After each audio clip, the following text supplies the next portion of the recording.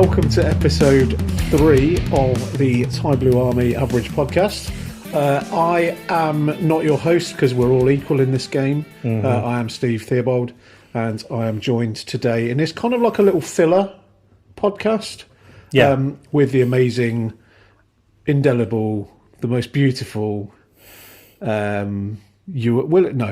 Sam Webb. How are you, mate? You good? Yeah, I'm not bad, mate. Thank you. Not bad. Generally, really positive about X-Wing at the moment. It's really good, isn't it? I mean, I think what we're going to talk about today, we want to be in a position where we don't want to sort of gate crash points, conversations and all that kind of thing, because we're recording this on the Friday, so the points are actually coming out on the Sunday. And we've been to the pub. We've had a little discussion about what we want to talk about. Yep. And we've decided that we're going to talk about the tournament we did last weekend. Yeah. We've decided that we're going to talk about the amazingly important problems of ships that you see everyone else flying, that are really cool, but you just can't get on with. Yeah. And we're also going to talk about the new cards that are going to be released on Sunday. So if you're listening to this after Sunday, you can see just how off the mark we are. Well, we're not going to speculate on points for the new cards, but no, maybe sort of give our own sort of general impressions, I think. Yeah, I mean, I've got the cards up on the laptop so we can scroll through them. But more importantly, how are you? I'm all right, thank you, Steve. Do you know what? I'm very much enjoying the new Maul series on Disney. Oh my God, how good is that? Really good. So episode 6, which is the one, obviously 7 and 8 release on Monday. Yeah. But episode 6 was must-see television. Yeah, I was glued to it. Yeah, brilliant. So exciting. The animation is amazing. The storytelling is brilliant. The voice acting is phenomenal. Yeah. I love the Jedi Master guy. The dinosaur geezer. Yeah, the dinosaur geezer. That's it. I Dennis Haybert, who's voicing him. Whenever he speaks, it always reminds me of the president in the first series of 24 with Kiefer Sutherland. He's got this. God, I haven't seen that for years. I know, man, I know. But he's almost got this. It's almost like a Morgan Freeman-esque vibe to his voice, and for me, I think that's the calm in all the chaos that's going on. Maul is. They've done a really good job of Maul to make him feel like he's a bad guy, but is he really a bad guy? Going on from Rebels or Clone Wars, wherever you've seen him. Sam Witwer, who plays Maul, I think is just perfect. I think it's really good, and I'm really enjoying the series. It's almost like an old sort of crime thriller. Well, see, that's what I really love about it. I think this is an aspect of Star Wars we haven't really seen before. It's the police, almost like a police procedural noir detective story. Yeah. And I love that sort of thing. I'm a massive Roman Chandler fan. He wrote the Philip Marlowe stories. Okay. We just need them to talk about themselves in the third person, really, don't we? So I went to my desk and I pulled out my lightsaber. That kind of thing. And everyone drinks whiskey at their desk. Yeah, he said to me something and I didn't really hear him, so I just ignored him and pretended. Stuff like that. A bit like the podcast, really. Yeah,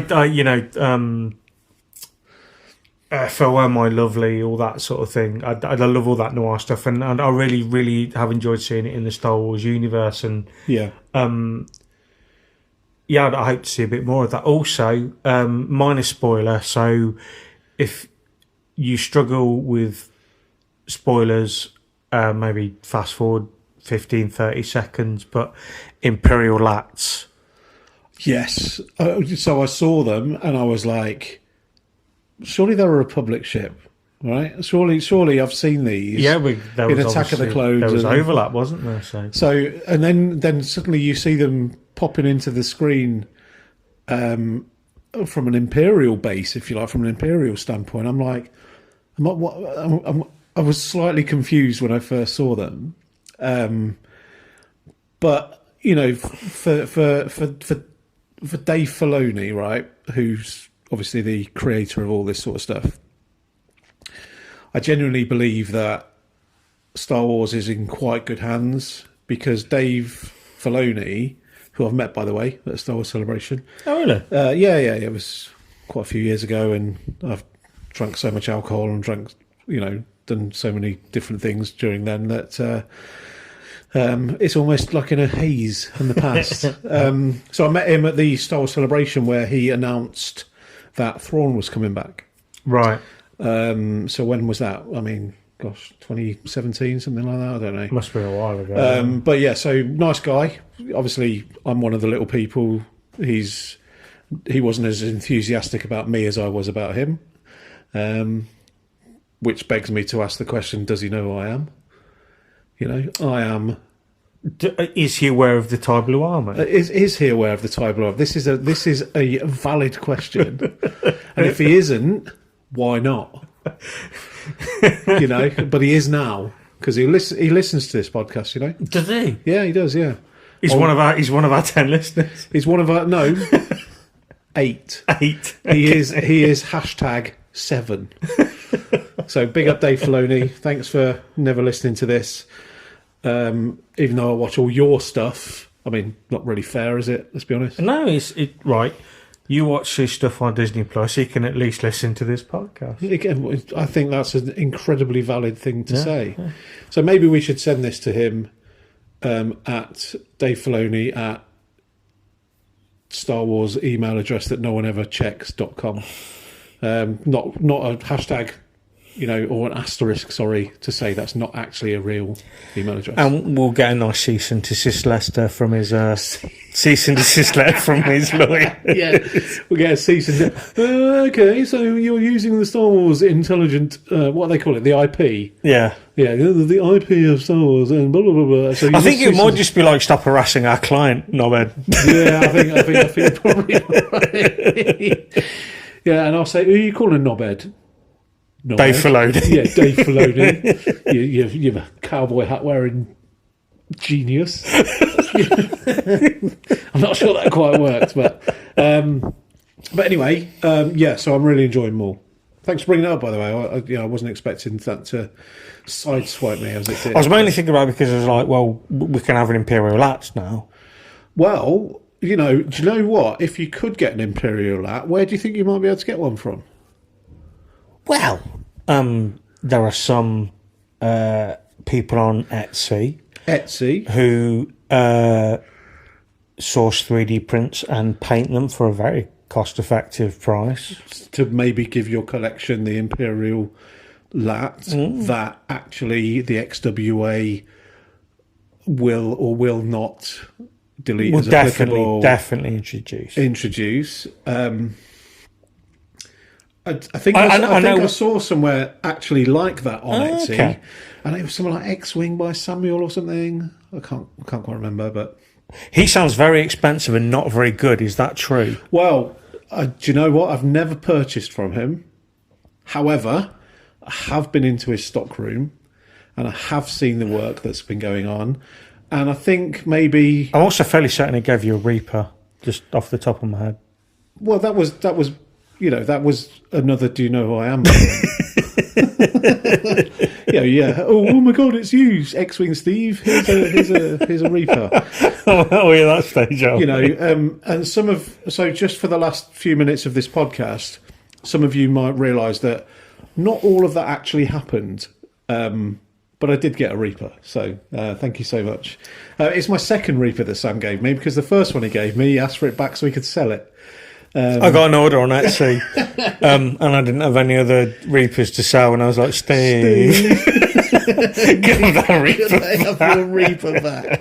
And I was like, of course you can, mate, no problem. I'm not, they're shit anyway. It was 30 quid. It was, and you spent all that money on buying me alcohol, which is, you know what, you're a good man. Anyway, what do you want to talk about?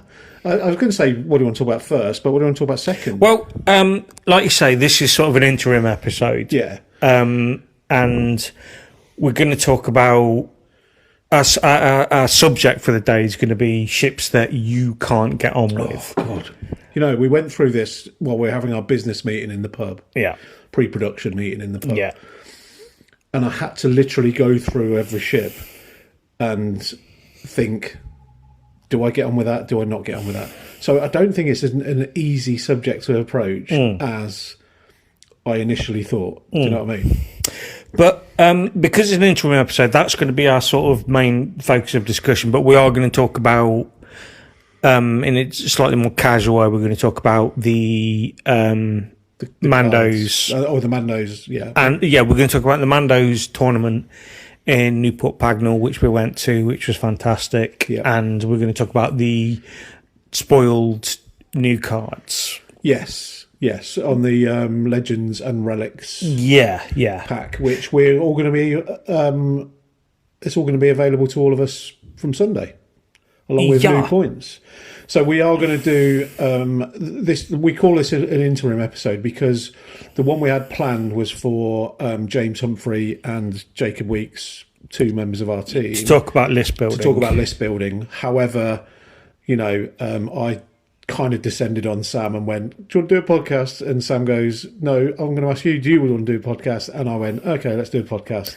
What we're going to talk about, James and Jacob want to get involved. And I went, well, they're not here. And so we shelved that one, and we're going to. Also, we want to talk about Turn Zero. Yes, and we've been talking to Liam about doing that. And the thing is, as much as I hate to admit it, I want to talk about Turn Zero with Liam, the Wolverhampton blunderer. Who? Liam. No. Do not say his name. Okay, well, the Wolverhampton blunderer. The Wolverhampton. That's the because as much as I hate to admit it, he is a top flight player, and I think it's important that we talk to him about. You've done it, you've I know, you've yeah. gone, Well, you've gone and given props where but props are probably not deserved. But he is actually a top flight player. Yeah, however, don't tell him. Yeah, I know. I know he's still a despicable human being. Good. There we go. We're back to the norm. Yeah, thank you. But he's a sex worker as well, by the way. Sorry, it's a CEX worker. Sorry, Sith Takers did that joke 3 podcasts ago, but you know, I thought I'd just on that bandwagon. No. So we're going to get Liam in to talk about Turn Zero and stuff like that. Well, yeah, because like I say, he's a top flight player, and I'd like to know his observations on it. So we thought we'll talk about something fairly, you know, we'll talk about something negative, like. I don't think what ships do you hate? I don't think it's negative necessarily. No? But well, no, it's not. Do you know, when we were sat there sort of discussing this is what we were going to do, I actually thought, well, this is going to be different for everybody. So my thing is flying scum. You can fly multiple factions. I dabble a little bit into FO and Empire, but generally speaking, I'm a scum player. Yeah. So going through and actually thinking, well, what do I not get on with? I think if somebody flies lots of different factions, it becomes an incredibly more difficult question to answer. Yeah. And I found it hard enough to sort of, you know, do what I do. Should we get into that? Do you want to get into that? Well, I thought first we could talk about the good stuff. The good stuff. Yeah, Mandos and the cards. Yeah. Okay. And then we could go into that. Oh, so you want to do the let's not. What ships do I not like? See, I don't really know what's going on with this because I'm thinking I kind of like all ships, but there are ships I inherently just do not get on with. Oh yeah, of course. So if you don't want to hear all the other stuff, fast forward to about half an hour, and that's what we'll be talking about. No, we're not even half an hour. Just the tournament in Newport Pagnell was absolutely fantastic. So the Mando Spring Championship. Yeah. Alan Chaplin / Barlow / Clapton Alan, insert surname here. Did an absolutely cracking job. Oh, what a lovely man as well. Yeah. Seriously, what a Really nice prize system with the raffle. Yes, he did a raffle. So Yeah. so the way that worked, what Alan did, he bought a load of prizes, and he had a prize table. Yeah. Which was there was the top prize was it was a Funko Pop Lando in a Millennium Falcon. It was massive. Yeah, it's like a foot wide, wasn't it? Yeah, it was massive. But what it wasn't. It didn't. That was for the winner. I think he did like top 3 prizes for the winner. Yeah. But he had lots of other prizes as well where he drew the raffle. So if you won your game, you got 2 raffle tickets. It's kind of like a prize board at work. Yeah, and if you lost, you got 1 anyway. Yeah. So I didn't win anything. I won an HMP droid. Did you? Which I was absolutely delighted about because I've only got 1. Yeah. And they're worth about 80 quid now. Really? Yeah, they're really. You can't. Yeah.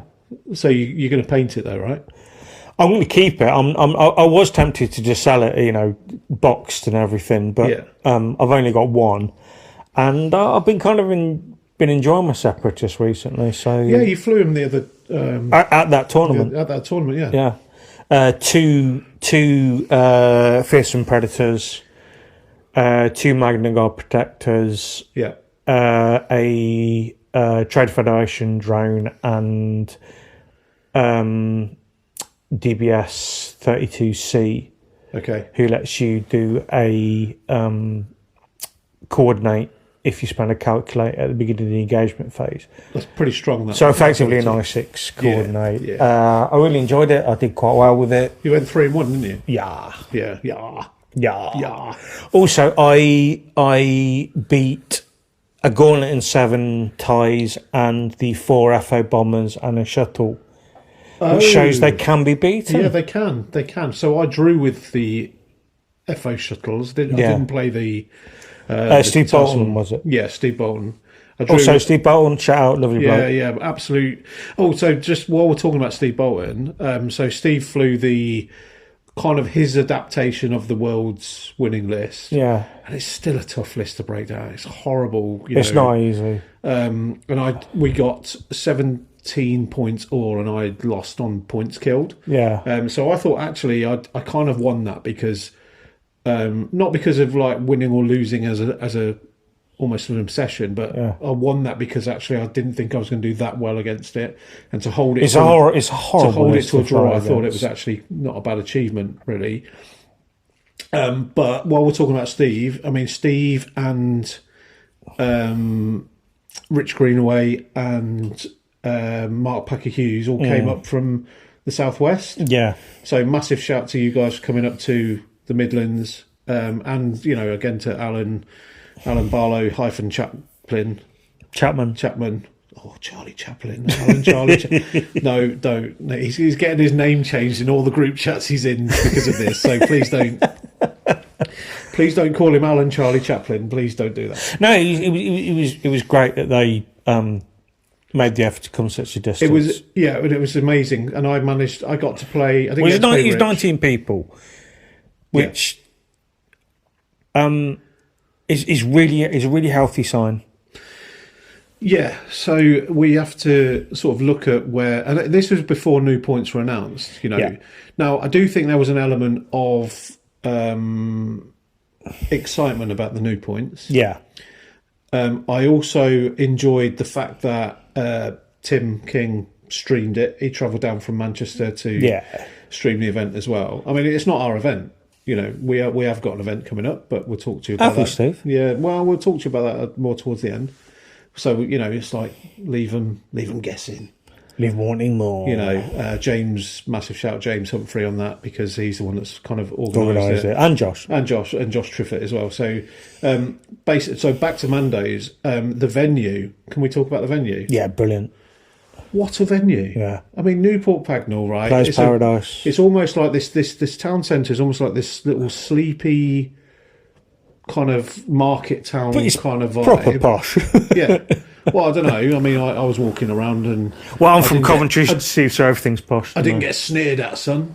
I didn't get sneered at. Oh, I did. I didn't get looked down my nose at, apart from maybe yeah, quite a few people sitting outside drinking coffee, going, "What's this long-haired, fat goon Midlander piece of shit. with a TIE fighter on his t-shirt walking past the store?" But it was so the venue, so Massive Shout plays Paradise as well, because It's brilliant. The downstairs space. There's a bar, Yeah, Alice Takers. yeah, There's cafe. a coffee bar. Yeah, The chef was off sick yeah, yeah. on that day, but they do food as well. Yeah.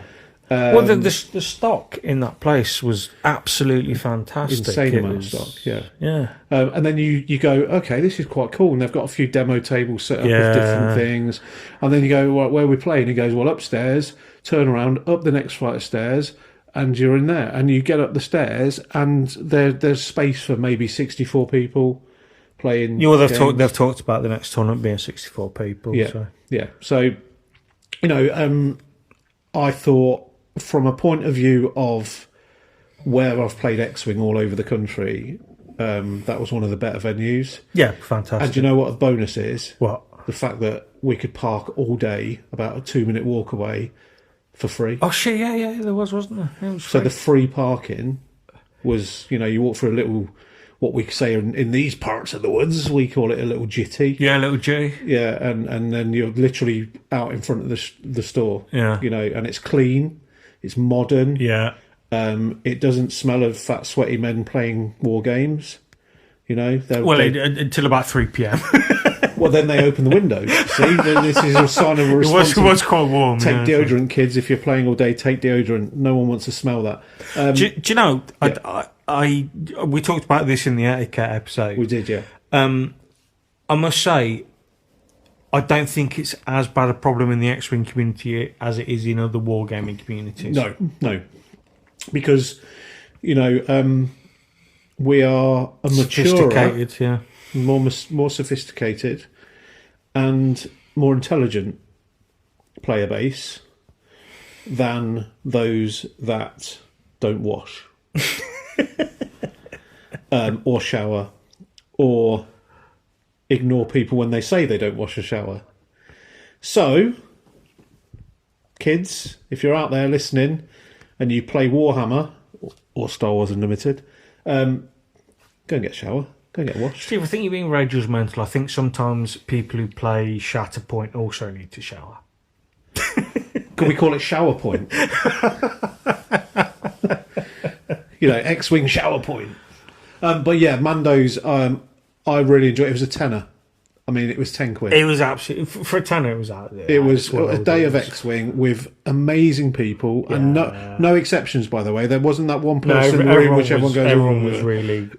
I'm looking at you. You're not that. No, I wasn't looking at you because he wasn't there. No, you wasn't there, which I think added to the sort of chilled out vibe. I'd just like to say that when we rib Ewart, we absolutely love Ewart, but we rib him You speak for yourself. because You speak for yourself. I think that he gives as good as he gets. Trust me, he gives as good as he gets. I just love the mental image of him listening to this and rolling his eyes. Yeah, going, oh, they're at it again. Fucking hell. They're idiots. Yeah. And do you know what? When we see him on a Monday night club night, he is not backwards in coming forwards. What are you doing? What are you saying? Well, I think the one where we sort of suggested that he was a cheat. Massive cheat. Massive cheat. Massive right? cheat, yeah. The Monday after he walked in and he looked at us and didn't say a word. He just shook his head. And we were like, what? We didn't even know that he'd listened to the podcast, right? And he looked at us and he just went, everyone thinks I'm a cheat now and you two are bastards. But we love you, and we wouldn't be the team we are without him, to be fair. He's our HR, he keeps us in check, so... He's a cracking bloke. And it's a shame he wasn't there at Mando's, to be fair, because I think he would have enjoyed that. yeah, he was on holiday in Ireland, so... However, that was won by Ian Wardle, X-Wing Jesus, and one of my oldest X-Wing friends. But what a player he is. Such a nice bloke as well. He's lovely really guy. got time for that game. We don't need to... all the platitudes and stuff, we don't need to do blowing the smoke up someone's arse. But Ian is just one of those amazing people that is honest. He's down the line. You know exactly where you stand with him. And, you know, I played Joaquin, right? Yeah. Gonzalez at my last game. And he was saying to me that, because I said, you know, like, this is a really good game. It's good. And he was like, oh, Steve, you know, I'm in his Chilean accent. He's like, you know, he was saying, you know, I've got better at this game because of Ian, because of our captain and our league. And like to have that level of respect from your teammates, I think is something that I can only aspire. Yeah, and to also, have. But I totally deserve it. So, you know, yeah, teammates, acknowledge me, Roman Reigns. What I will say about Ian is, I think he's good for the community. He's incredible. He's an incredible human being, and he is a very, very, very competently top-level X-Wing player. Yeah, he's a great bloke. So welcome to the Ian Wardle Love Fest. Headline act is Ian Wardle. Just need to light some candles around my X-Wing Jesus. Can I hire a choir? Oh, Ian Wardle, Jesus. You know, that kind of thing. But no, it was amazing. He won, and deservedly so. But massive shout, like we've already shouted out the Southwest crew. Andy Cameron, massive shout. And there's a guy, I can't remember his name, but he was a super cool guy, and he lives in Ely near Cambridgeshire, and he wants to start up X-Wing tournaments around there. So anybody around that area that listens to this, give him a shout. He's on the Longshanks thing, beginning with N. Naz. I want to call him Nazgul, but that's something from Lord of the Rings. Yeah, he. Where's he from? From Ely, Cambridgeshire. Okay. But there's people. So that would I was off, chatting to him about painting. Yeah. So that would cover off like Peterborough, Spalding, maybe a little bit of Ipswich, kind of Suffolk area, that kind of thing. And that's going to be it. If anybody wants to start a tournament, please look at going and supporting it. Obviously, you know, if it's financially viable and close enough to you, go and do it, because the enthusiasm I've seen over the last probably 6 months for the new X-Wing, it's growing, isn't it? I think we're in a great place, and it's absolutely lovely to see. Yeah. 19 people at Newport Pagnell. Yeah. And you know, a bit further in the past, how many people went to the Polish Open? Oh, I don't know. Dozens, though. Yeah. Obviously, Sith takers. Yeah. I think the Welsh Open's going to be very healthy. Yeah. Yeah. And you know, there's other regionals coming up. So Mando's just secured a regional as well. Yeah.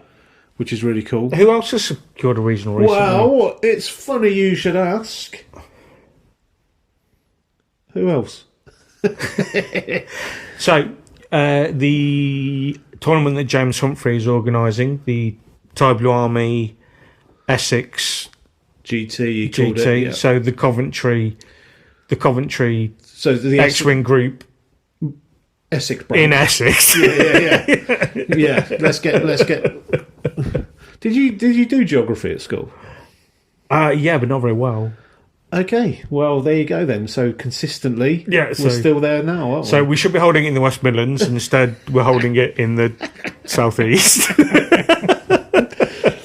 But amazing James Humphrey and Josh Triffitt. So James, who won the London GT a year and a half ago, he actually contacted the GT team because he wanted to put X-Wing on the GT on the back on the GT. So he tried to speak to Chris Mitchell, but he spoke to Louis Leong. So shout Louis, he's amazing people. He then contacted them, and they said, you know, we need to do numbers or whatever, and James didn't have numbers because it was more of a speculative thing. Yeah.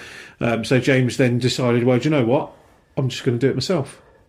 And he spoke to Josh, and him and Josh Josh runs Lord of the Rings tournaments in the venue that they've secured. So they've got the venue. Yeah. And James applied for a regional. because we didn't. He was unsure that he was going to get 16 players, but he said, "I'm going to apply for regional because if we can get 17 or more, Yeah. all good, Yeah. happy days." And the news came through just this morning Oh. in our group chat from James saying, "We've got a regional, guys." With an incredibly amount of embarrassment, I know it's September, but I don't. It's the 20-something of September. Terrible of me to not know the exact date, but there is a Facebook page which is called the Thai Blue Army Essex GT. Please search it out. Please go and register. It's £10 for a regional. James is only charging a tenner because he's not interested in making the money. What he's interested in doing is putting all the money into prize support and getting the regional stuff and paying back for the regional kit and stuff. Also, it's we're really excited about it. I mean, things you think Essex, you think it's miles away from anywhere. Gemma Collins, Towie. She doesn't play X-Wing. No, she does. She's quite a good FO player, apparently. What? So the FO I'd rather say to her. But anyway, it's actually not a huge distance for. Certainly from us, it's about 2 hours. It's not far from Oxfordshire, so it'd be great if the Oxfordshire Meeples guys come down. Obviously, a lot of the Mandalorians of the Mandos have expressed an interest. We're obviously, it's a TBA tournament, so we'll be taking a substantial contingent. I think there's about 7 or 8 of us. Going to be there. So try and beat that. We invite any other team to beat our own attendance at our own event. Because the last 2 Mando's events, big shout Mando's by the way, this isn't a slight. We've had the same amount of players there as you have in your team, and then the last one we've had 1 player less in our team than you had in yours. Yeah, but that's only because a few people on holiday. God damn it. From our point of view, I mean, Hewitt was on a holiday. Yeah. Ollie Williams is, he didn't get the bye, so he's not playing. he just sulked. Yeah, just sacked it off. It was like, can I use a no skill list? Yeah, no skill list. And we were can I net list and win? And if I don't win, can I have a little cry about it? And when Alan, insert surname here, said no, he went, well, I'm not coming there. I bid you good day, sir. Yeah, I bid you adieu. So Josh was running a tournament in Essex, so he couldn't come. So if the world's aligned slightly differently, we quite enjoy having a massive presence at events to put other massive presence, big teams to shame. Yeah. Not for any other reason that we can just talk about it on a podcast and talk shit about it, which is all good. I like a little bit of friendly rivalry. Yeah. And that's what it is. We love the Mandos, we know that.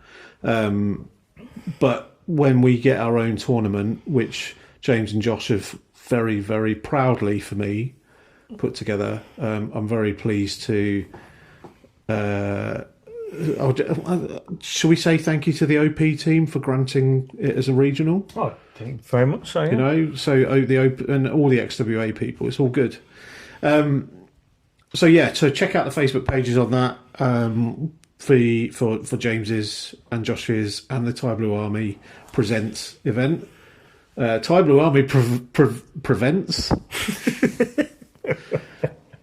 Yes. The only thing we prevent is a good time. Well, the only thing... do we? Yeah. Do we prevent a good time? Yeah. Well, I'm having a good time. I use this as a joke. Okay, fair enough. All right, cool. So, shall we move on to ships that we can't get on with? I think the previews of the new cards coming up has been... Well, quite frankly, I don't want to move on just yet. Okay. Because I feel like you've just put me in a box, and I'm not happy with being in the box. I'll put you in a motherfucking box. Oh, please. Please, Samwell. I'll put you in a motherfucking box with some motherfucking lie. Oh, we've got an old gangster. Welcome to Coventry, everybody. Okay, no, let's talk about ships that we don't get on with. Okay. Is there a ship called Sam Webb? Because I don't get on with that right now. Yeah, and it's got 3 red dice, 3 green dice. Yeah, and you still blank out. Put those 3 through a rock. Touche, sir. Okay, so yeah, so I think it's an interesting subject because ships we don't get on with, And this isn't. it affects our list building and everything, doesn't it? It's not that we think they're not good. It's not that we think they're shit. It's ships that they might be very good that you just can't get on with. You can't. Yeah. If there are ships that you feel this way about, please contact us on Facebook or Please do. I mean, because we have these discussions, so you don't have to. No, but we have these discussions because we think they're interesting subjects to talk about. Yeah. Because I think when I'm curating a list, it does go down to the fact of, well, I'm going to choose that because I like flying it. Yeah. And how am I going to maximise the loadout for that list? But we'll get into list building in another episode. But I think that is a factor of why we choose the ships we do, because we don't get on with certain ships. Yeah. So shall I just open the batting with one of mine? Yes, do it. Nantex. See, the Wolverhampton blunderer, would absolutely dispute you on that. Again, I don't like them. That sums it up. I think it's probably a very effective ship. I can't get on with it, and I think, if I'm completely honest, it's because it confuses me a little bit. Do you know, I'm the same with like overly complicated double repositioned ships. Yeah. Advanced sensors Guri, right? I love the Star Viper, but you stick advanced sensors on it and a bendy barrel, and I'm like, what? There's a lot of thinking ahead, isn't there? Yeah. And I think that's the same with the Nantex. It's, because you've got to rotate you do your turret. You rotate to get a tractor, and then you can reposition. But you have to rotate, so you have to think ahead a lot. Yeah, then you move, and then you pass the tractor off, and you get re-rolls or extra dice according to how that happens. Yeah. For me, I just want to move forwards and take an action. Yeah, that is. But I get what you're saying. Okay, well I see. That's how I like to play as well. I see your Nantex, right, and I will raise you, whether it's a raise or not. For me, a Kimagila. Okay, so we talked about this earlier. Just don't get on with Kimagila. Kimigilas, and this is my personal opinion, I think they're I wouldn't say they're overcosted, because everything that a Kimagila can do, a G1A can do. Without the bullseye, Well, yeah, it's you're chasing the trick, and I don't like chasing the trick lists. Kimagila, you're chasing the trick, and you're trying to get your opponent in bullseye, but the highest initiative you've got is a 4. Yes, Tarani at 4, yeah. And if you barrel roll in to get the bullseye, you're not modding your dice. It seems a bit in no man's land. I think they're costed the way they are, and again, we don't really want to get into points costing because that's not our job. Also, it's going to change on Sunday. But I do think that because it's got a load of health, but that's why it's costed the way it is. However, the dial for me is. And I suckle on the teat of Skirgs apparently, but the dial on a Kimagila for me isn't great. It's a plodder, and I love ploddy ships, that, but it's a plodder. But as soon as you try and chase the trick with the bullseye, because the Dalen Oberos, Dalen and Tarani Calder both have bullseye mechanics as their pilot ability. So the bullseye mechanics are great when they come off, and you can. So there's the list, isn't there, with cluster missiles and munitions failsafe on Tirani. So you can an R5TK or something. So you can target your own ships. So you target your own ship, and then cluster missiles, and then munitions failsafe it. But if you're in bullseye of everything, then everything without a green token takes damage, or you remove a green token. And then you do the other cluster shot. But for me, that seems to be quite a complicated trick. Yeah. For me to be able to put that ship on the table. Yeah. I do quite like the idea of snapshot Tirani. Yeah. But again, with a medium base ship, your front arc It's an edge case. Yeah, so you can hit something in your firing arc in a wider position than a small base ship, but the bullseye is still the bullseye. Yeah. It doesn't the bullseye doesn't matter whether you're on a small, medium, or large base ship. It's still the same. And I mean, you know, And I just can't get on with it. I just don't know how to. You can argue that, like, well, yeah, but you know, even if you don't get off the bullseye ability, it's area control because they're trying to avoid your bullseye. You know, fair dues.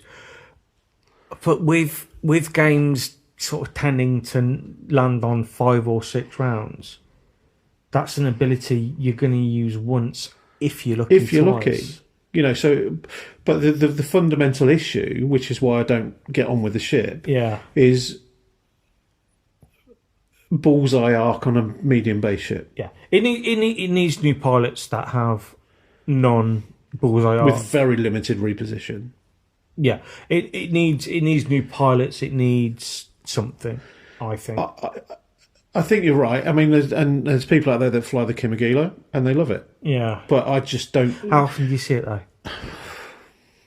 I think I saw it once in an Ian Wardle Torquil Mux list where he had that kind of. But I think it was. I'm not sure it was Dalen or Tirani. But my point is that it was there for the health. It was there to absorb shots. Yeah. Not there for the bullseye mechanic. So maybe, you know, a pilot or two. You know, the cartel executioners are rubbish. I mean, they've got dead to rights, which is great as well. But everything is reliant on that bullseye. Yeah. And on a medium base ship, you can't fly it like an ace to get bullseye. You can't fly it like a rogue fighter to be able to go. Right, it's not Cynthia Fell, is it? No. Or even like Cad Bane, where you can barrel roll to get the bullseye and then take the focus. Yeah. You know, it's that kind of thing where you either got to commit with it or you haven't. Yeah. And I just feel that the versatility. Here we go. I found why I don't like it. The versatility isn't there. No. And I fly Skirks, but I've got versatility because I've got the loadout to make them versatile, rather than Tirani or Cartel Execution or whoever that just feels incredibly stifled, like choked. Yeah, and you've got a lot of ships in Scum, particularly. You've got a lot of ships at a similar price point that are just more adaptable. Yeah. I mean, Tirani's 11 points. I'm going to stick Zuckus on the table in the G1A for 11 points because at range 1 he's rolling 5 dice, and you've got to work hard to take him down. Fine, if sticking angle deflectors on him, he's a beast. Yeah, it's that kind of thing where I can go, well, why would I spend 11 points on that medium base with a very, very difficult mechanic to get off? Mm-hmm. Or I can just go, I'm going to shoot, I can roll an extra dice. Because you're going to shoot anyway, right? Yeah. You don't have to line anything up, you can just roll an extra dice. And that's the thing for me about why I don't get on with the Kimigilas. Because there's better ships at the same price point. Yeah, and I don't think it's so much that it's like I can't get on with it. It's just not at its price point. It's not very good at the moment, in my opinion. So what's your next one? Lancer. I'm going to stick with Scum. Lancer. See, as long as I've known you, I've known that you don't like Lancers. Okay, it's twofold. Why? It's twofold. I don't like the ship design. Okay. I don't like the model. I think it looks like a Star Trek ship, and I like Star Trek, but I don't like the ship design, and I never have. But that's by the by in terms of gameplay mechanics. But in terms of gameplay mechanics, I don't think you get a lot of time on target. Now, there are people who fly Lancers who know what they're doing Yeah. and get good results out of it. For me personally, I don't think you get enough time on target because it does not have reposition. It's a big base ship. I think you spend a lot of time turning around. Yeah. Um, you don't. You either. So he either whirlpools around the edge of the board. yeah. He goes round and round and round. Yeah. Or he. But you need that front arc to get the. Well, they've all got the turret, but Ketsu's ability is a front arc. Yeah. So this is why. And it was the 3 dice is out the front arc. Please, if anyone's listening to this, please can you just drop a Sarge Ventress by a point on your squad value? Please 1 point and make her viable because she's great. How many points is she at the moment? I don't know, 17, 16, something like that. Yeah. But I can fly AAD Dengar at 15 points and it's better than a 16-point Lancer. But I like the Lancer and, but this isn't about what we like and what we don't like. This is about what we get on with. Yeah, and other people fly the Lancer really effectively, and really enjoy flying it. I don't know. It's just one of these and this is entirely personal. I just can't get on with it. Yeah. So what? Because it doesn't fit your fly style or your list building. Yeah, very much so. What it is? I don't think it's. I also don't think it's that good. I think because you can't reposition. I think you can set up the obstacles in a way that really neuters it.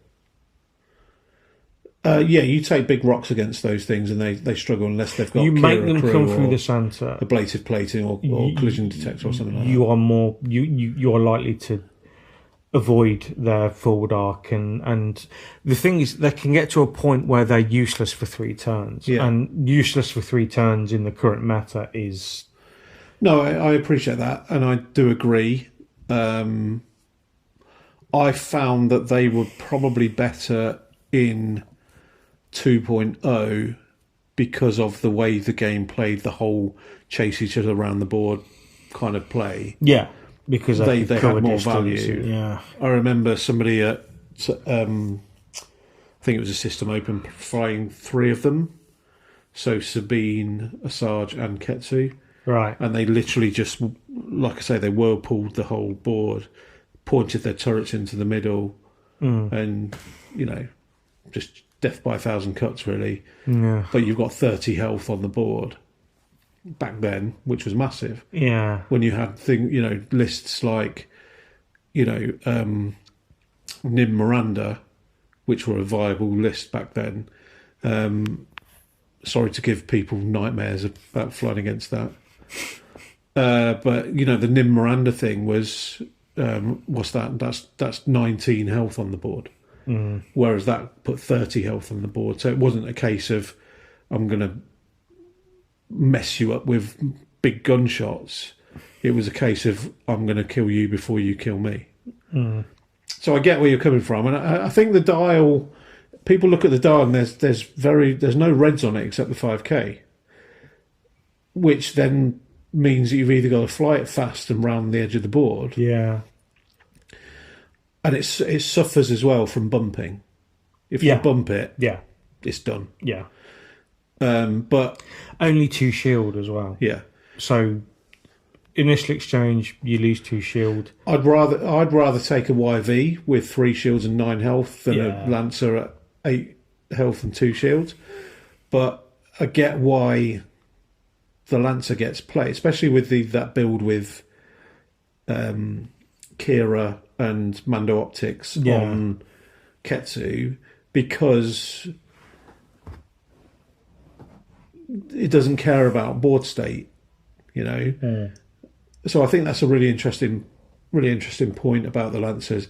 I don't share. I kind of get on with them. I enjoy flying them, but I get why why you can't.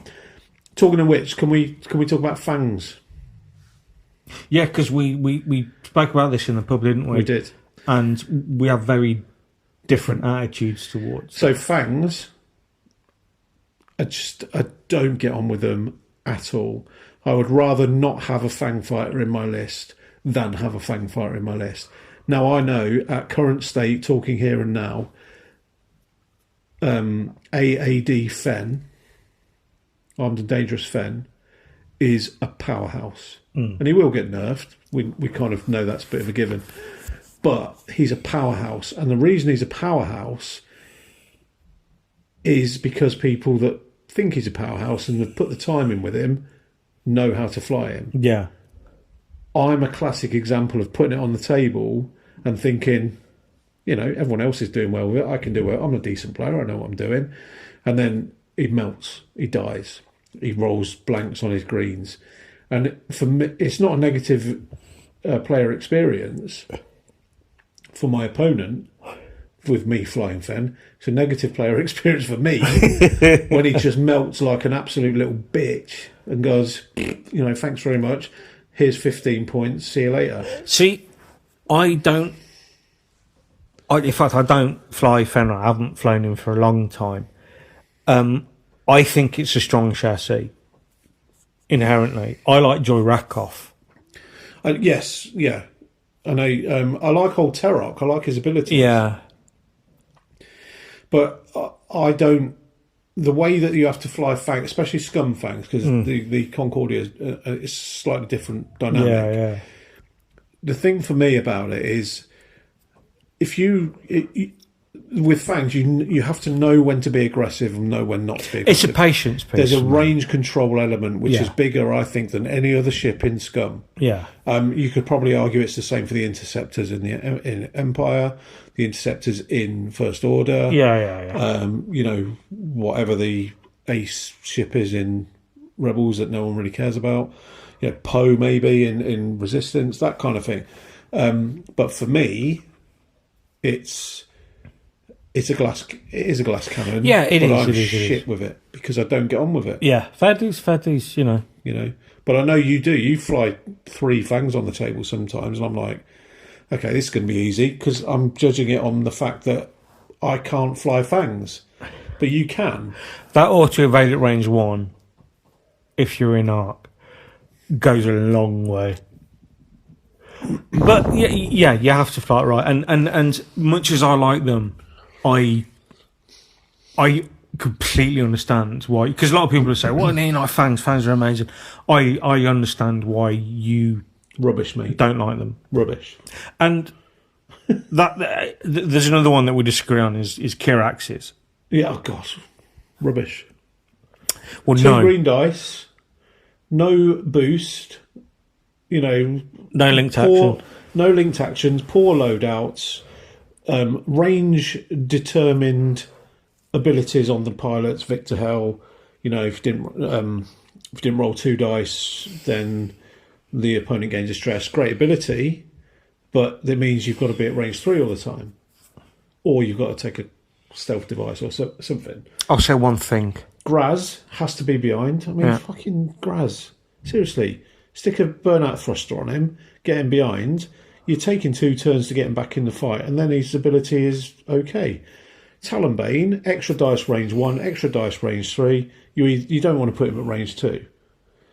But if I'm going to fly a Kirax, and this is just my little mini rant on it, if I'm going to fly a Kirax, which I can't put at range 2, why wouldn't I fly a Fang that I can't put at range 2?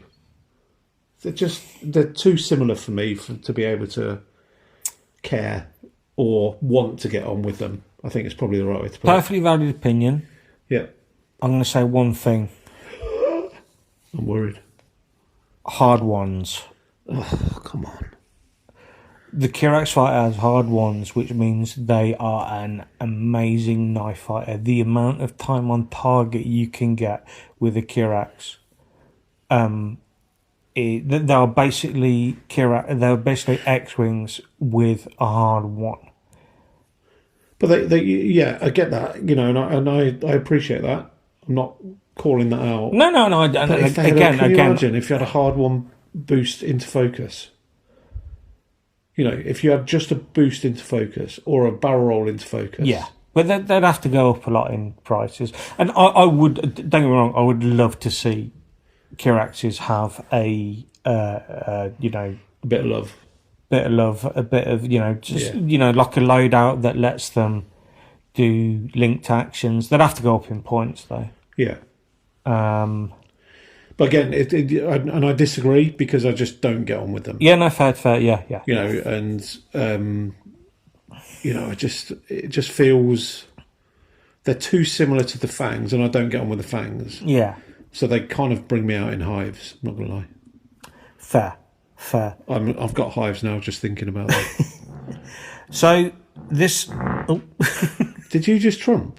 Sorry. Did you just fart? Yeah. Or was it the leather sofa and your sweaty botty? Let's say it's a leather sofa. So. Let's say it's the leather sofa. Okay, so this and this is not using it for me, but the Thai Phantom. Oh, I'm not getting on with that. Sorry, boss. I'm joking. Doesn't smell. It smells like a mixture of Kirax and Fen Rao. And I'm not getting on with that at all. Anyway, so carry on. Thai Phantoms. Yes. What about them? Rubbish. And again, I think this is a thinking ahead thing. Repositioning. I think it's too much to think about, and this is a reflection on me. I think it's too much to think about.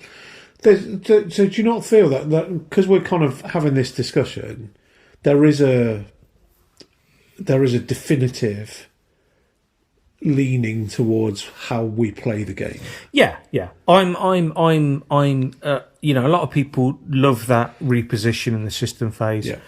They're like like with the Nantex, they're like taking the tractor and that's what they do. They're taking the piss. They're like taking the tractor and repositioning, and that isn't how I play. I like beef. I like mini swarms.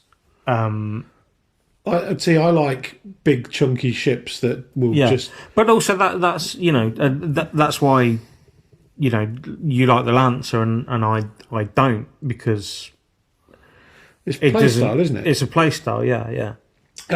So let us know really what ships you don't get on with. And it's not that you don't like to fly or not competitive, but it's actually, I think it's a thing, because what it will do is it will help with list building as well, won't it?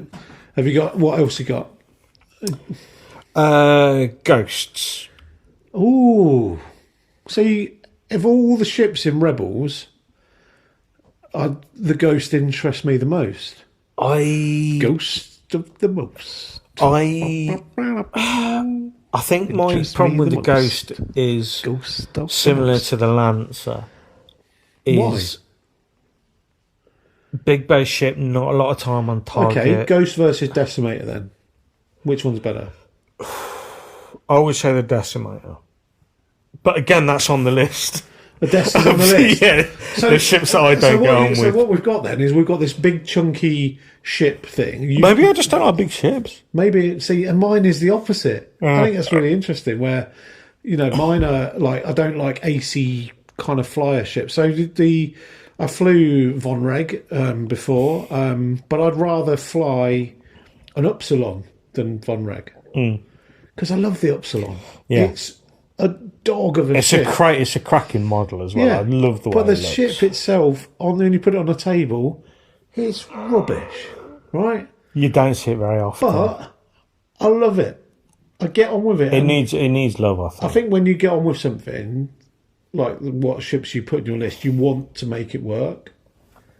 And I think that's a really kind of interesting and valid point regarding how we list build versus how we want to fly versus what ships we don't get on with. You know, I'd love to fly a Resi bomber, but flying an X-wing bores me. Do you know, it's that kind of thing, isn't it? Yeah. Whereas your lists are more, like you say, mini swarms, AC-ish type stuff. Yeah, and kind of that middle ground between being an ace beef and with no shields versus something that isn't quite as manoeuvrable but with more health and a couple of shields. yeah, and sort of trying to maximise what their green dice can do, even if there's just 2 green dice. Now, we talked about M3As in the pub, didn't we? We did. I do like an M3A. Well, so do I. But I just do. I don't feel that. And I think this is where the overlap of, ships that you can't get on with versus ships that they're not quite there. Yeah. So ships you can't. When was the last time you saw an M3A? I think when I put Snapshot Lated on the table. How long ago was that? Pre 1.0. Have you seen? Well, pre 1.0 is the game doesn't exist. Exactly. But like, I think they need a bit of love. They do. The thing is they're not. Their interceptors and their dial isn't great. Yeah. They don't have any linked actions. But they've got this ability to stick a missile, a cannon, or a torp. Yeah, but they're still not very good. If we can get proton torps on Ceresu? I think and this is my personal opinion. I think they're overpointed, and I'd love to see. I'd love to see them get a bit of love. Did you get on with them? I quite enjoy flying them. I get on them with them. Yeah, okay. no, I used to fly them a lot, but I think they're in this bit of a hinterland at the moment. They're not quite anywhere. Yeah, I think they're not interceptor enough to be interceptors. So late in at 9 points, you can stick a HLC on or stick Snapshot on or whatever. Yeah. But 9 points for an M3, which is 3 hull, 1 shield, 3 green dice, which you're just going to move and evade every time because you don't want to die. Well, get rid of the Snapshot or all the pilot abilities, and I'll just stick a Mining Guild tie on the table for 5 points, which I can just move and evade every time. Yeah. And you compare them to a similar ship, which is the TIE FOs. 3 hull, 1 shield. Yeah. 3 green dice. 2 red dice. Yeah. Infinitely better dial. Yeah. And by and large, and I need to actually look at the points cost for this, but by and large, they're not. They're more expensive. I think if you drop Ceresu down by 1 point, right? Yeah. With her, anyone at range 0 to 1 can re-roll a green dice. Friendly, that is. Yeah. Then I think she becomes viable. Yeah. Because it's almost like an elusive every turn. Yeah. But it's only is it drop her by a point and just let her take elusive. Yeah. I don't know. She's an I5, 2 dice attack. Sneaking behind, she can still do a little bit of damage. But the thing is, it's you say like, well, these ships are blah blah blah. It's like the thing is, you have to look at the faction as a whole, and Scum are not struggling at the moment. No. So I think there's scope for, bringing up some of the popular Scum ships at the moment by a point, but to keep Scum viable, making ships like the M3A and the Kibigila more viable. I think you're right, and that's the same for all factions. Yeah, I'd like to see the Upsilon make a bit of a triumphant return. Yeah, I'd like to see the Ghost on the table more. But this again, I think this kind of says more about my flying style. I'd love to see Resi bombers. Yeah, this entire thing is subjective. It's like because we're talking about, I don't know, say Lancers, and people say, well, what are you talking about? Lancers are amazing. I'm really good with Lancers. It's like, that's not what we're saying. We're not saying they're rubbish. We're just saying that we can't get on with them. There's a certain way that we want to play the game individually. Yeah, very much so. So therefore, we will build a list about how we want to play the game of it individually. And I'm that guy that sticks two fingers up to a meta and goes, you know what, if that's the meta for the next 6 months, I will create a list that isn't meta, and I will give that a bloody good game, and I will beat that. You know,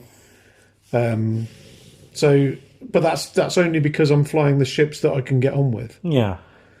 You know, and I think it's one ship I really, really, really love getting on with is Advanced Sensors Fall On in the G1A.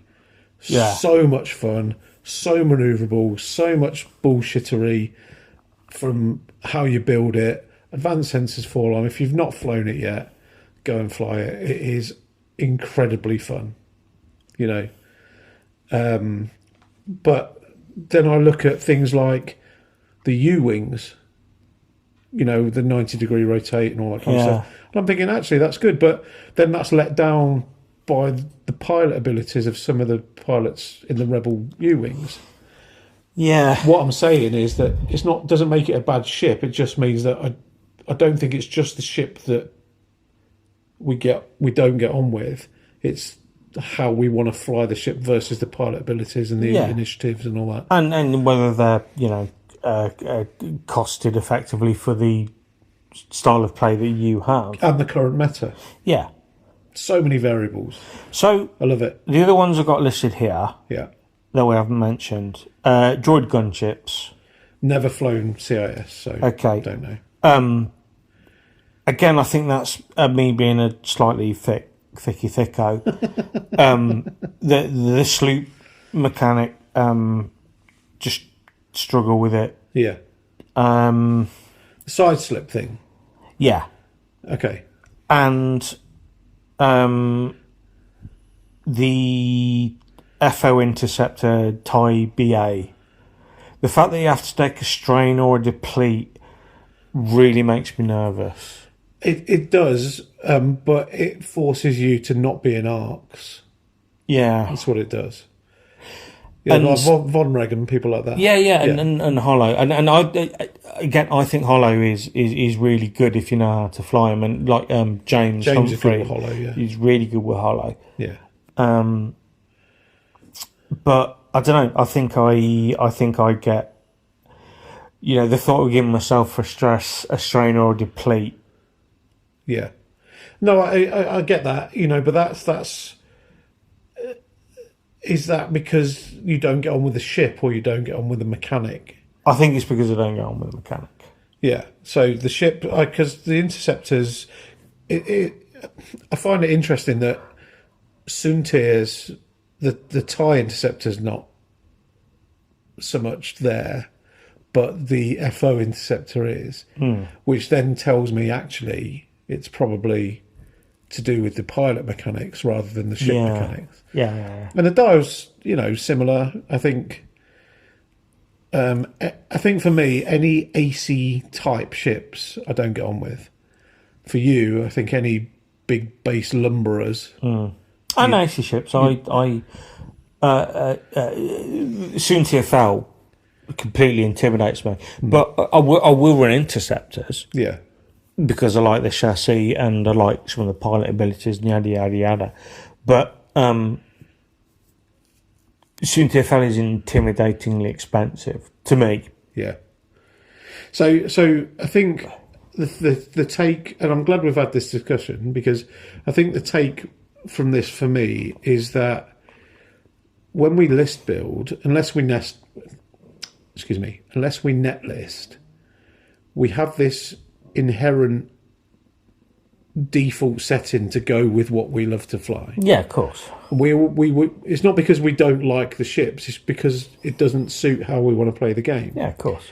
But, and here's the massive positive, the fact that you can fly that middle level of semi-AC, semi-beefy type ships, I can fly full on, you know, I'm going to out-damage you before you out-damage me. Yeah, junk. Big base, come on, big health ships. And other players out there can still be successful with aces. Yeah. It then becomes a thing where actually, how well balanced is the game? Fantastically. Do you know what I mean? You It's only a have big to thing. look at Saturday, the Port Pagnell, the Mando's tournament. I was the only separatist player, but the variety of lists was Yeah. noticeable. I mean, Ian won it with a Resi Bomber. Yeah, Seriously. yeah, And I love that. But, there was Jacob flew his 4 Jedis, so there was AC lists there. yeah. There was Worlds winning lists, which didn't win Mando's, by the way. Nope. There was STO winning lists, which didn't win Mando's, by the way.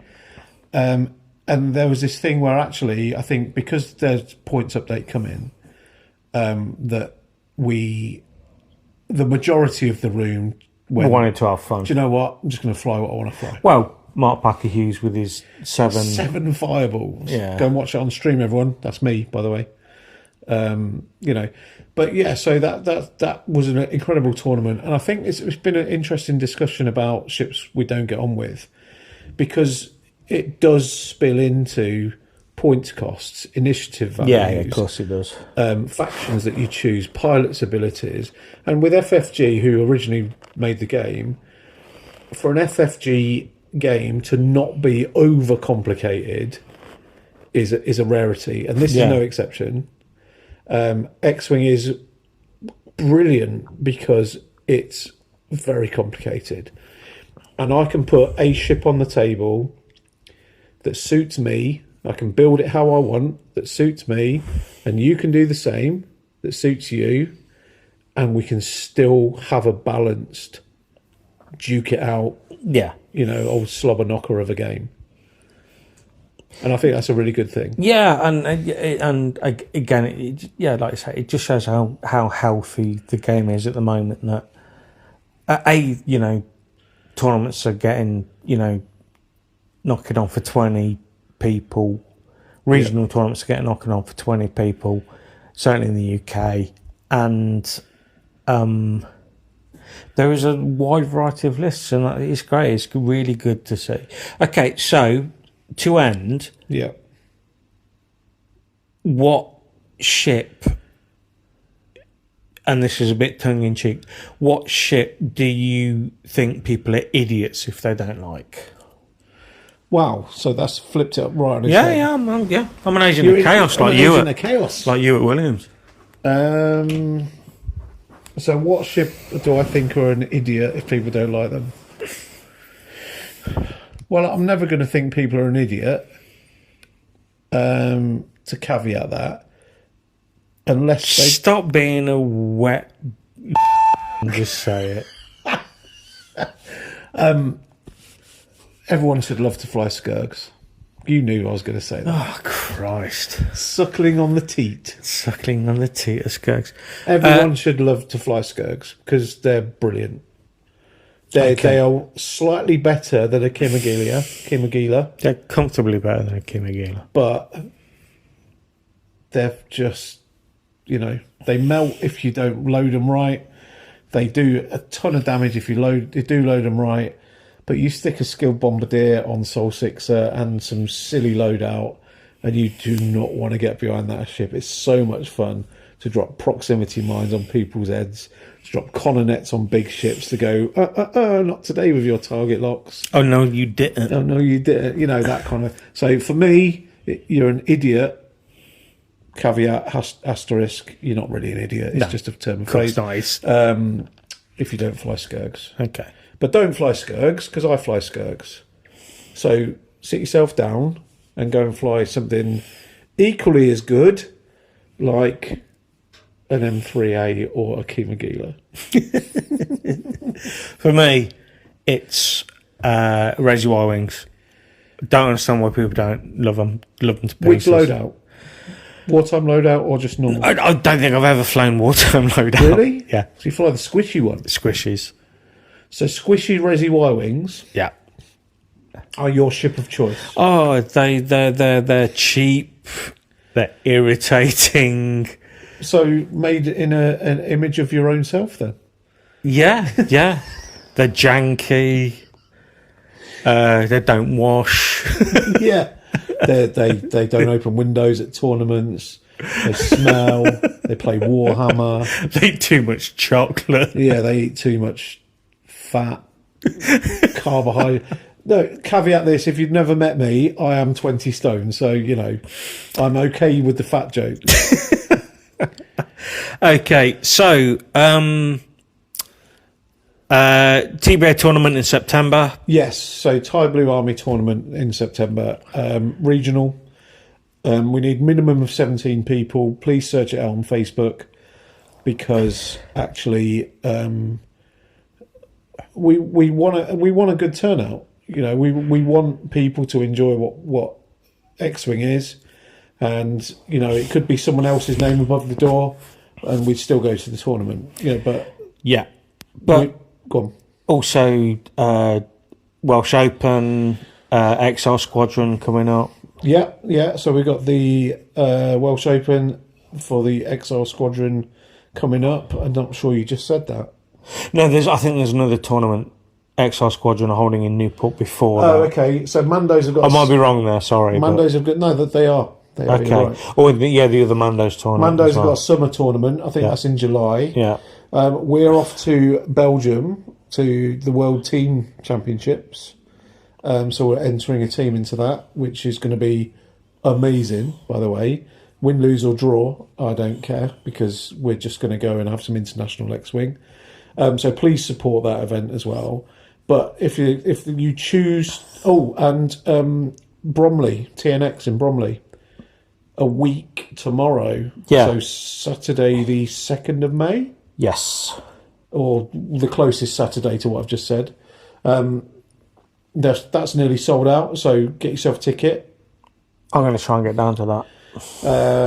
We've got a couple of the Thai Blues there, I think, and so we've got lots of stuff on the horizon, which is good. So we're all very, very, very good. But we're at a good place at the moment. I think so. I've always been enthusiastic about X-Wing, but at the moment, I'm seeing really good tournament attendances. Yeah. I'm seeing a lot of list variety. I'm seeing a lot of enthusiasm, and it's great, and I absolutely love it, and I love this community. Well, me too. I mean, we've even noticed it within our own team. People becoming more enthused. Yeah, people, getting better at the game. Yeah. Watch out for Hannah, by the way, future world champion. She is. She's evil. Do you know? Like, she's been playing probably about just under a year. Yeah. And to go from not playing the game to how good she is now. Yeah, it's... give it another year, she's going to be world champion. Yeah, it's irritating. I don't like it. Don't you? No. I do. I quite like it. No, I don't. I like watching her games against you because she absolutely brutalises you. I don't like that she beats me. I think it's unnecessary. Well, you're a glorious leader, right? Yeah, exactly. I need to do something about it. But that's humility, letting someone else beat you. I don't do humility. Absolutely not. I'm as fragile as an egg. You don't do humility like I don't do ego. But yeah, we're really enjoying the game at the moment. I think we'll talk about cards in the next one after the points. Yeah. And also the Sith Takers talked about the cards that have been. Do you hear what they said about us? Did they say we're awesome? No, they said, "Oh, watch out for those Thai Blue Army boys." Oh no, that Thai Blue Army, they're a bit. We'll need to watch out for them. And I don't think that I've ever heard Tim King say anything as lovely and as beautiful as that in all my life. No. So big ups Tim, my team captain, by the way, in NTX draft. But yeah, we love being average. We love telling everyone we're average. And we also love just being us. And that's all we are. Do you know what I love? What? Being the bad boys.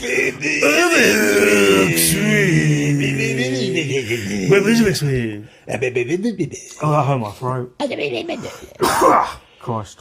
So what would we say? Because I think some of our own teammates are getting pissed off with us going, you know, yeah. Maybe I'll edit this bit, but I don't know. I'd probably leave it. I think just leave it on there. Yeah, leave it. What I would like to say is, finally, you know, for everybody that we see out and about, or if you're from Sheffield, out and about, you know, for everyone we see out and about, we really, really appreciate the comments about the podcast. We've had some really nice feedback. Some really lovely really things. Mean a lot. You know, I've been told they love the fact that I channel my inner Reeves and Mortimer. I don't know what that means. Just magic. It's just mad. It's just magic. You know, so but the I don't think we've had a negative comment. No, but people are quite polite, aren't they? What? So they're lying? No, I just don't think if people didn't like it, they just wouldn't make the effort to tell us that. Well, I would. Mm-hmm. Because do you know what? If someone come up and said we don't like this, we don't like this, you know, with a pipe in the mouth. Yeah. I don't like this. I don't like this, Jeremy. I don't like this, Alan Chisholm. Whatever his surname is. There you go, Alan No, that sounds too much like Jism.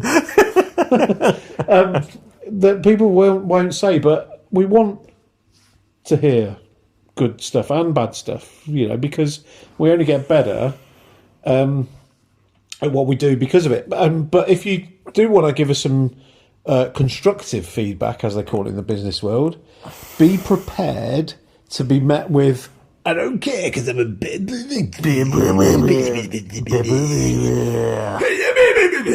You know, it's going to turn into just white noise. Yeah. Well, one week we're gonna do this, and you're going to say, do you know why?